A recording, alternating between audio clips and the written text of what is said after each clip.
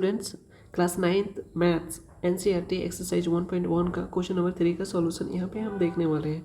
तो सबसे पहले बात है, क्वेश्चन को पढ़ लेते हैं। तो क्वेश्चन में ये बता रहा है कि find 5 rational number between 3/5 and 4/5। तो सिंपल सी बात है कि यहाँ पे एक नंबर लाइन है और यहाँ पे एक क्वेश्चन कह रहा है कि क्वेश्चन में ये पूछ रहा है कि हमें जो बताना है 5 रेशनल नंबर बताना है 3/5 और किसके बीच में, 4/5 के बीच में।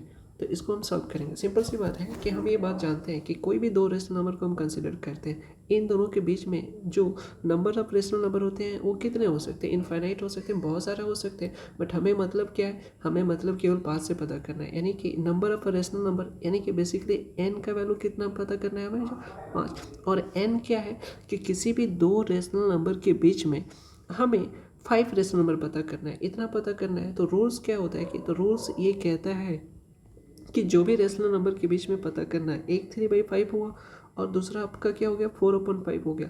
क्वेश्चन में कह रहा है कि 5 रेशनल नंबर पता करना है।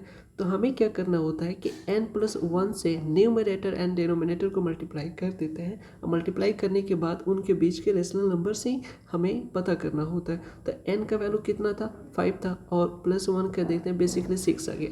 तो कहने का पर्पस ये था, क्योंकि रेशनल नंबर पता करना है तो न्यूमरेटर को भी हम 6 से मल्टीप्लाई करेंगे और डिनोमिनेटर को भी 6 से मल्टीप्लाई करेंगे। तो दोनों केस में हम मल्टीप्लाई कर देंगे। अच्छा, एक बात बताओ कि न्यूमरेटर और डिनोमिनेटर को मल्टीप्लाई करने से क्या इस वैल्यू में कोई चेंज हुआ, क्या नहीं होता है, क्योंकि सेम नंबर से मल्टीप्लाई करते हैं और ये दोनों एक दूसरे को एलिमिनेट कर सकते हैं। तो अंततः वही वैल्यू वापस से आ जाएगा।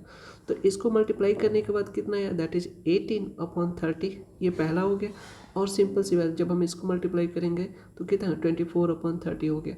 अब हमें क्या होता है, एक्चुअली इसको देखें तो इक्विवेलेंट फ्रैक्शन हो गया। तो क्या हो गया, पहला जो हमारा रेशनल नंबर आया वो कौन सा आया, दैट इज 18/30, और दूसरा जो है 24/30।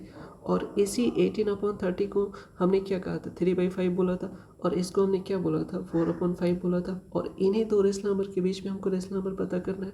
तो बताओ 18 के बाद क्या आता है, 19/30 हो जाएगा, dot dot dot dot dot dot करते करते 23/30 आ जाएगा।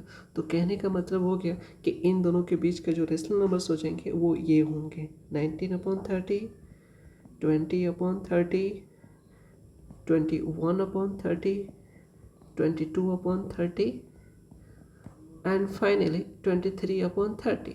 तो ये जो रेशनल नंबर है वो किन के बीच का रेशनल नंबर है, 3/5 एंड 4/5 का। तो क्वेश्चन में जो बोला था उसको हमने सॉल्व कर दिया। और क्या होता है कि 5 रेशनल नंबर है और ये पांचों रेशनल नंबर किन दो रेशनल नंबर के बीच में है, 3/5 और 4/5 का। तो क्वेश्चन का उद्देश्य यही था। तो डन।